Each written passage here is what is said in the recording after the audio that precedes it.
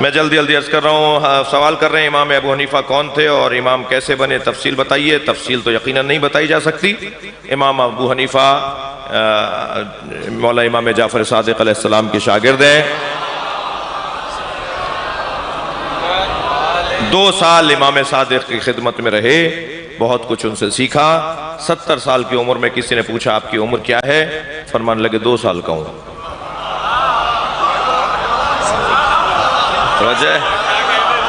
تو پوچھنے والے نے کہا آپ کی عمر تو ہمیں 70 سال لگ رہی ہے، کہنے لگے 2 سال نکال دو تو میں کچھ بھی نہیں ہوں۔ تو امام ابو حنیفہ ہمارے سنی بھائیوں نے انہیں اپنا امام کہہ دیا، جبکہ وہ مسلمانوں کے امام ہیں، ہمارے بھی ہیں، ہمارے بھی عالم ہیں، اور ان کی کسی طرح کوئی بے احترامی کوئی شیعہ نہیں کر سکتا۔ اہل حدیث برادر سے گفتگو و تکرار ہوئی، جس پر اس نے غیر اللہ کی نظر و نیاز کو حرام کہتے ہوئے سورہ نحل کی 115ویں آیت کا حوالہ دیا کہ تم پر صرف مردار اور خون اور سور کا گوشت اور نجس چیز اور اللہ کے سوا کسی اور کے نام کو پکار کے اگر ذبح کیا جائے جانور تو وہ حرام ہے۔ تو اس کو ہم نیاز اور نظر کو ہم کیا کہیں گے؟ پہلی بات تو یہ کہ یہ جو نیاز ہم امام حسین کی بناتے ہیں یہ غیر اللہ کی نیاز نہیں ہے، حسین غیر اللہ نہیں ہے۔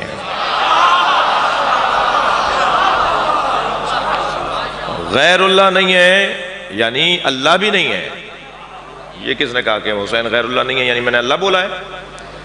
جی یہ طیب شہنشاہ نہیں ہے تو کیا مطلب ہے کہ دشمن ہے، مخالف ہے، غیر ہے، اپنا ہے بھائی۔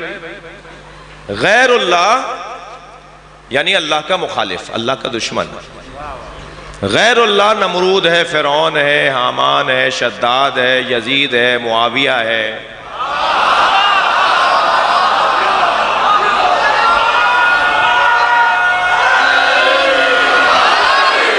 لیکن حضرت آدم، حضرت ابراہیم، حضرت موسیٰ، حضرت عیسیٰ، سرکار دو جہاں، مولا کائنات، مولا حسین، مولا صادق، مولا مہدی، یہ سب غیر اللہ تو نہیں ہے، یہ تو اللہ کے کام کو چلانے والے ہیں، یہ اللہ کے نظام کو چلانے والے ہیں۔ جنہوں نے اللہ کے دین کے خلاف کام کیا وہ غیر اللہ ہے نا۔ تو پہلی بات تو یہ روشن رہے۔ دوسری بات یہ کہ جب امام حسین کی نیاز کے لیے ہم بکرا، دمبا، گائے، بیل ذبح کرتے ہیں تو اسے کربلا کی طرف لٹا کر یا حسین کہہ کر ذبح نہیں کرتے ہیں، اسے قبلے کی طرف لٹاتے ہیں اور چاقو سے ذبح کر کے بسم اللہ کہہ کر اللہ کا نام لے کر ذبح کرتے ہیں۔ یہ ساری کائنات اللہ کا رزق کھا رہی ہے طفیل حسین۔ ویسے ہی ہم بے طفیل حسین، ہم ویسے ہی نیاز کھا رہے ہیں۔ یہ جو نہیں مانتے نا وہ بھی نیاز کھا رہے ہیں۔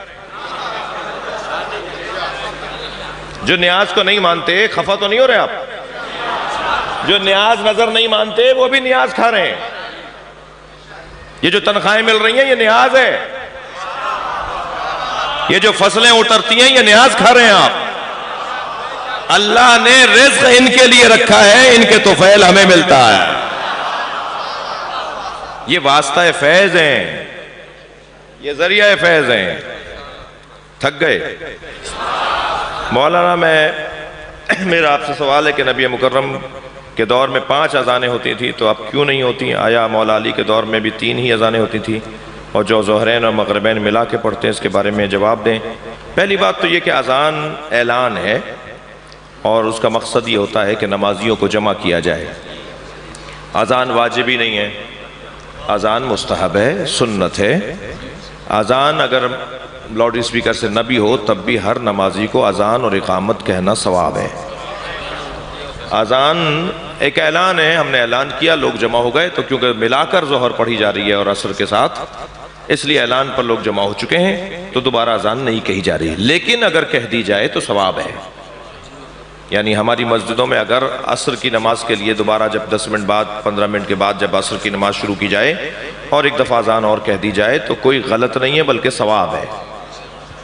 تو کہیں اگر ایسا کوئی کرتا ہے تو کرے، ہم بھی ضد پر اترائیں عملی طور پر، اور ہمارے بھائی بھی بعض چیزوں میں ضد پر اترے ہوئے ہیں تو انہیں بھی ضد نہیں کرنی چاہیے بعض چیزوں میں، اور ہمیں بھی ضد نہیں کرنی چاہیے بعض چیزوں میں۔ تو ایک تو بات یہ ہے۔ دوسری بات یہ ہے کہ نماز جو ظہرین اور مغربین ہم ملا کر پڑھتے ہیں، نبی مکرم نے ایسے پڑھ کر دکھائی، مولا علی نے ایسے پڑھ کر دکھائی، ائمہ اہل بیت نے ایسے پڑھ کر دکھائی۔ علیحدہ علیحدہ پڑھنے کا بھی صحیح ہے، ثواب ہے، صحیح ہے، اور ملا کے پڑھنا بھی صحیح ہے۔ تو امت کو آسانی میں رکھنے کے لیے سرکار نے فرمایا کہ میں نماز ملا کر پڑھ رہا ہوں، نہ کوئی بارش ہو رہی تھی، نہ کوئی طوفان تھا، نہ کوئی جنگ تھی، نہ کوئی سفر تھا، سرکار مدینہ منورہ میں ہی تھے، نماز ظہر پڑھی، دعا کروا کے فوراً اقامت کہنے لگے۔ صحابہ کرام نے سوال کیا، حضرت فرمایا عصر پڑھو، سب نے پڑھ لی۔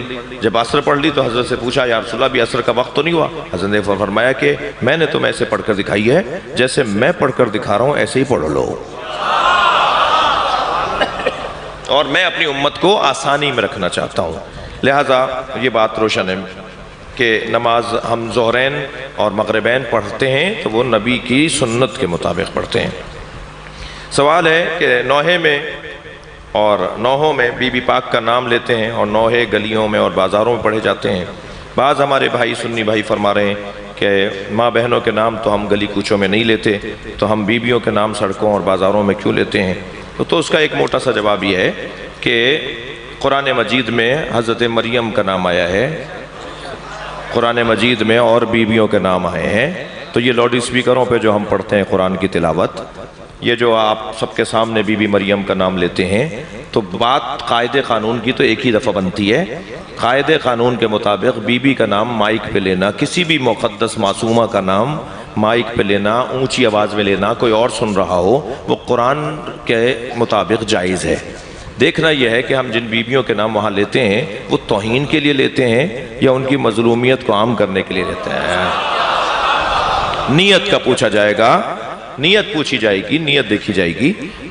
یہ نام لینے والے کی نیت یہ ہے کہ کسی طرح بی بی کا نام مظلومیت کے طور پر دہرایا جائے تاکہ لوگ ان کی مظلومیت کی طرف توجہ کریں۔ نام لینا تو قرآن سے ثابت ہے کہ بیویوں کا نام قرآن نے لیا ہے، اور قرآن مائک پہ بھی پڑھا جاتا ہے، قرآن مکہ مدینے میں بھی پڑھا جاتا ہے، نامحرموں کے سامنے بھی، اور بازاروں اور کوچوں میں بھی آوازیں آتی ہیں، تو نام لینا قرآن کی روح سے ثابت ہے۔ سوال ہو رہا ہے کہ خاتون جنت کو فدق کس نے نہیں دیا اور اس کی دلیل کون سی کتاب میں ہے؟ فدق بی بی کو کس نے نہیں دیا؟ ظاہر ہے نبی کی رحلت کے بعد سرکار نے، بی بی نے اپنا مال، اپنا فدق مانگنے کے لیے دربار میں تشریف لے گئیں۔ حضرت نے خطبہ ارشاد فرمایا تو کہا گیا کہ گواہ لے کر آؤ کہ نبی نے تمہیں دیا ہے۔ بی بی اپنے ساتھ گواہ لے کر آئیں، کہا جی آپ کے گھر کے گواہیں قبول نہیں کیے جائیں گے، تو بی بی پھر تحریر لے آئیں نبی کی، اور بی بی کی تحریر جو بی بی کے پاس تھی اس کو قبول نہیں کیا گیا۔ ہم نے 40 کتابوں کے حوالے دیے ہیں، اپنے بھائیوں کی 40 کتابیں۔ ڈاکٹر طاہر القادری صاحب نے اعتراض کیا تھا کہ شیعہ جھوٹ بولتے ہیں، ایسا کچھ نہیں ہوا، تو ہم نے انہیں جواب دینے کے لیے ان کی 40 کتابیں کھول کھول کے دکھائیں۔ یہ آپ کی کتاب ہے، صفحہ نمبر دیکھ لیجئے، کہاں سے چھپی ہوئی ہے یہ دیکھ لیجئے۔ 40 کتاب سوشل میڈیا پہ میرا کلپ موجود ہے 34 منٹ کا، وہ آپ لوگ جنہوں نے نہیں دیکھا ہے وہ دیکھ لیں۔ ہم نے اسی مسئلے کے اوپر ڈاکٹر صاحب کو جواب دیا، اور اب وہ 40 کتابوں کے عکس فوٹو، یعنی یہ نہیں ہو کہ ہم نے کوئی تبدیلی کر دی، اس کی عکس لے کر وہ ہم نے کتاب کی شکل میں بھی چھاپ دی ہے اہل علم کو دینے کے لیے کہ بی بی کے ساتھ کیا ہوا۔ میں اس سے زیادہ تفصیل میں نہیں جا رہا۔ سوال کر رہے ہیں کہ ماتم کیوں کیا جاتا ہے اور قرآن میں ماتم کس جگہ لکھا ہوا ہے؟ ماتم عزیزان گرامی اظہار غم ہے اور مظلوم کی مظلومیت کا پرچار ہے۔ پہلے تو ہمیں سمجھنے کی ضرورت ہے، شیعت کو سمجھنے کی ضرورت ہے۔ شیعت ایک تحریک کا نام ہے مظلوموں کی حمایت میں، مظلوم کی حمایت کی تحریک کو شیعت کہا جاتا ہے، اور اس کو 4 چاند لگائے حضرت مختار نے، اور وہ تحریک آج تک چلی آ رہی ہے، اور جب تک چلی آئے گی جب تک کہ مظلوم کے گنبد پر سرخ پرچم لگا ہوا ہے۔ مظلوم کے گنبد پہ سرخ پرچم اس لیے لگا ہوا ہے کہ ابھی اس کا بدلہ نہیں ہوا، جب بدلہ ہو جائے گا تو یہ تحریک خود مظلوم جانے کہ تحریک چلانے والوں کو وہ کیا حکم دیتے ہیں۔ لہٰذا ماتم ایک مظلوم کی حمایت کا اظہار ہے۔ اب ہر وہ کام کہ جو میرے جان کو خطرے میں ڈال دے وہ کام مجھے کرنا جائز نہیں ہے، لہٰذا اس حد تک ماتم جو میری جان کے جانے کا مجھے احساس دلا رہا ہو وہ جائز نہیں ہے۔ لیکن بدن کو سرخ کر لینا، تکلیف پہنچانا، ماتم کرنا، یا ہر وہ انداز اپنانا جس سے میرے بدن کو تکلیف تو پہنچے مگر میری جان نہیں جائے گی، مجھے پتا ہے میں مروں گا نہیں، خودکشی نہیں کر رہا، وہ جائز ہے۔ اب یہ کہاں سے جائز ہے، کیسے جائز ہے؟ تو میں ابھی میڈیکل کالج میں یوم حسین سے خطاب کر رہا تھا، ڈاؤ میڈیکل کالج یونیورسٹی میں، تو وہاں ڈاکٹر حضرات میں آدھے سے زیادہ سنی بچے تھے اور آدھے شیعہ بھی تھے۔ تو ان میں سے ایک سنی جوان نے، بچی تھی، اس نے سوال کیا کہ آپ لوگ ماتم کرتے ہیں، اپنے بدن کو تکلیف پہنچاتے ہیں، تو یہ تو اپنے بدن کو تکلیف پہنچانا جائز نہیں ہے۔ تو میں نے کہا بڑا اچھا کیا کہ آپ نے سوال کر لیا، آپ جو ہمارا سینہ چاک کر کے، پورا کاٹ کے، اندر سے دل نکال کے، اس کو ایک مرتبہ سی کر اور اس کو صحیح کر کے دوبارہ لگا دیتے ہیں، یہ اللہ کا بنایا ہوا بدن ہے، آپ کو کس نے اجازت دی ہے اسے آپ کاٹ رہے ہیں؟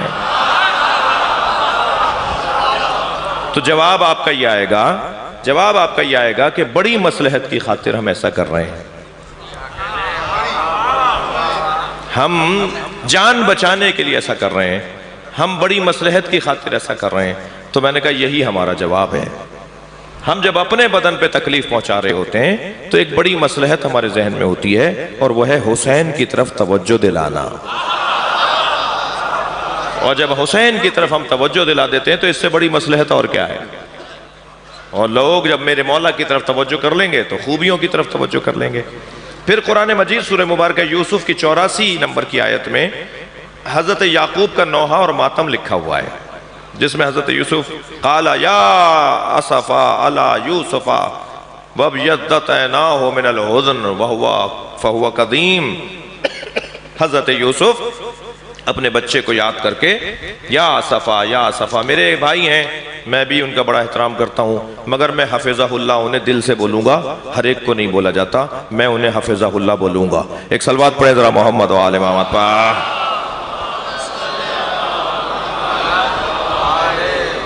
وہ میرے عزیز ہیں، میرے بھائی ہیں، بڑا میں احترام کرتا ہوں ان کا، اور وہ فرما رہے تھے کہ حفظہ اللہ کسی کو بھی بولا جا سکتا ہے، مجھے انہوں نے بولا مگر میں نہیں، میں کسی اور کو حفظہ اللہ نہیں بول سکتا، میں مولانا انجینئر صاحب کو میں حفظہ اللہ بول رہا ہوں۔ تو انہوں نے مجھے جواب دیا ہے، میں ان کا جواب دے رہا ہوں۔ تو میں انہیں حفظہ اللہ کہہ کے، کیونکہ ان کی بڑی خدمات ہیں، بڑا کام کر رہے ہیں، اور بہت ہی علمی جو ہے وہ الجھنوں کو دور کر رہے ہیں، علمی گتھیاں سلجھا رہے ہیں، اور ان کا میرے حساب سے اردو سمجھنے والے امت مصطفیٰ پر احسان ہے ان کا، سرکار کی امت کا کے اوپر ان کی مہربانی ہے کہ وہ الجھنوں کو دور کر رہے ہیں۔ تو انہوں نے کہا جی کہانی گھڑ لی مولانا نے کہ یہاں مارتے تھے، یہاں مارتے تھے، یہاں مارتے تھے، میں انہیں حوالے بھیج رہا ہوں انشاءاللہ کہ حضرت یوسف کس طرح اپنے زانوں کو پیٹتے تھے۔ تو یہاں مارنا یا یہاں مارنے میں کیا فرق ہے؟ بدن تو یہ بھی ہے، بدن تو یہ بھی ہے۔ ہمارے یہاں مجھے یاد ہے، میرے بڑے بیٹھے ہوئے ہیں، بزرگ بیٹھے ہوئے ہیں، ہمارے یہاں سر کا ماتم بھی ہوتا تھا، زانوں کا ماتم بھی ہوتا تھا۔ پرانی ویڈیو نکالی، اگر کہیں پرانی نکل آئیں تو بیٹھ کے بھی ایک ماتم ہوتا تھا ہمارے اسی ہندوستان پاکستان میں، اسی خطے میں، یہاں زمین پر بیٹھ کر زانوں پر ہاتھ مارتے تھے۔ یہ اب بھی بعض جگہ پر ہے، طریقے تبدیل ہوئے ہیں، تو بھائی زانوں اور سینہ ایک ہی بدن کا حصہ ہے نا، یہاں حرام ہو جائے یہاں جائز ہو جائے۔ تو ماتم قرآن اور اہل بیت کی تعلیمات کی روشنی میں جائز ہے، مگر اتنا نہ ہو کہ جان چلی جائے۔ برادران اہل سنت والجماعت کہتے ہیں کہ صرف انبیاء معصوم ہیں، ان کے علاوہ کوئی بھی معصوم نہیں ہے۔ تو ہم کیا کہتے ہیں؟ ہم کہتے ہیں جی آیہ تطہیر میں اہل بیت کا نام آیا ہے، اور اہل بیت نبی نہیں ہے، اور آیہ تطہیر ان کی عصمت پہ دلیل ہے، اس پہ کسی کو کوئی انکار نہیں ہے کہ آیہ تطہیر دلیل عصمت اہل بیت ہے۔ تو پنجتن کے معصوم ہونے پہ تو کسی مسلمان کو کوئی اختلاف نہیں ہے۔ کچھ لوگ کہتے ہیں کہ کڑیاں نہیں پہننی چاہیے کیونکہ انہوں نے خوشی میں کڑیاں نہیں پہنی، تو آپ بتائیے منت کی کڑی اور ویسے کڑیاں پہننا کیسا ہے؟ کل شیء حلال حتی تعلموا انہ حرام۔ قاعدہ قانون یہ ہے کہ ہر شے حلال ہے مگر یہ کہ اس کے حرام ہونے کی خاص دلیل ہو۔ ہمیں کڑیوں کے حرمت کی کوئی دلیل نہیں مل رہی، ہمیں بندہ ڈالنے کی کوئی حرمت نہیں مل رہی۔ تو ہر شے حلال ہے مگر یہ کہ اس شے کے لیے کوئی حرمت کا حکم آ گیا ہو، تو کیونکہ حرمت کا حکم نہیں ہے تو یہ حلال ہے۔ اب حلال پہلے ثابت ہو جائے، جب حلال ہے تو بہت سارے حلال کام آپ بھی کر رہے ہیں، میں بھی کر رہا ہوں، میں نہیں کر رہا وہ کر رہے ہیں، میں کر رہا ہوں وہ نہیں کر رہے، تو حلال کام کوئی بھی کر سکتا ہے اور اسلام نے حلال کام کرنے کی اجازت دی ہے۔ اور اگر وہ حلال کام مجھے کسی توسل سے جوڑ دے، وہ حلال کام مجھے کسی کی یاد میں مبتلا کر دے، اور جس کی یاد میں مبتلا ہو رہا ہوں اس کی یاد میں مبتلا ہونے کا حکم بھی ہو، تو پھر یہ پھر حسن پا جائے گا۔ لہٰذا کڑیوں کو، بندوں کو، مثال کے طور پر حتیٰ کلابے، ایک صاحب کہنے لگے یہ تو ہندوؤں کی چیزیں، میں نے کہا ہو سکتا ہے ہماری ہوں، ہندوؤں نے لے لی ہوں۔ آپ نے کیسے ثابت کر لیا ہندوؤں کی ہیں؟ ہو سکتا ہے ہمارے ہوں، ہم یہاں حاکم رہے ہیں بھائی، بر صغیر میں مسلمانوں کی حکومت تھی نا، ہم زیادہ مضبوط تھے، ہندوؤں سے زیادہ مضبوط تھے، ہو سکتا ہے ہماری چیزیں انہوں نے لی ہوں۔ تو اگر فرض کریں ان کی بھی چیز ہے، تو کیا آپ یہ ڈالتے وقت نیت کرتے ہیں کہ میں ہندوؤں کے مطابق زندگی گزار رہا ہوں؟ آپ کے تو ذہن میں بھی نہیں ہوتا کہ ہندوؤں کی چیز ہے، آپ کی اپنی چیز ہے۔ بہت ساری چیزیں جو آپ نے عیسائیوں سے لی ہوئی ہیں، بہت ساری چیزیں جو آپ نے یہودیوں سے لی ہوئی ہیں، بہت ساری چیزیں جو پنجابیوں نے سندھیوں سے لی ہوئی ہیں، سندھیوں نے پختونوں سے لی ہوئی ہیں، تو کیا مطلب ہے؟ اگر اچھی چیز ہے، صحیح چیز ہے، حلال چیز ہے، تو کہیں سے بھی لی جا سکتی ہے۔ تو یہ کہہ کر یہ فلاں کی چیز ہے، ہاں ان کے مذہب کا حصہ، ان کے مذہب کی ترویج اس سے نہ ہوتی ہو۔ آپ کے کلاوے پہننے سے آپ ہندو تو نہیں ہو جاتے نا جی، آپ کی کڑیاں پہننے سے آپ فلاں تو نہیں ہو جاتے۔ تو یہ میں ان لوگوں کو سمجھا رہا ہوں جو یہی باتیں سمجھیں گے۔ صلوات پڑھیں ذرا محمد و آل محمد پر۔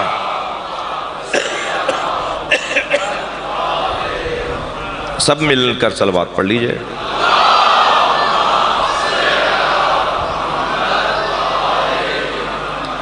کوئی مجھ سے ناراض تو نہیں ہے؟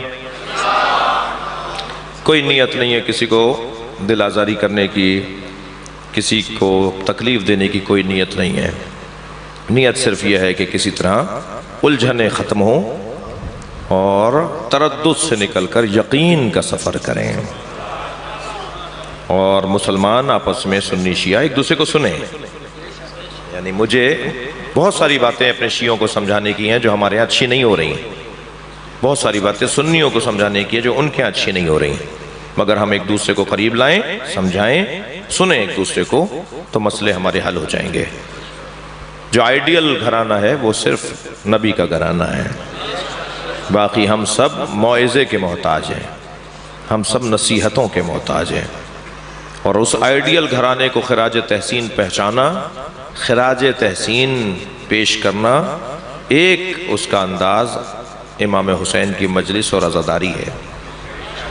یہ میں اور آپ اس وقت انہیں خراج تحسین پیش کرنے، سلام کرنے جمع ہوئے ہیں، ان کو سلوٹ مارنے کے لیے جمع ہوئے ہیں کہ آپ نے ہماری خاطر اتنا بڑا کام کر دیا، آپ نے ہماری خاطر سب کچھ قربان کر دیا تاکہ کسی طرح سے ہم اچھے رہیں، ہدایت یافتہ رہیں۔ اگر آپ ہمارے لیٹسٹ ویڈیوز کے بارے میں جاننا چاہتے ہیں تو ہمارے چینل کو سبسکرائب کریں اور بیل آئیکن کو پریس کریں۔ شکریہ۔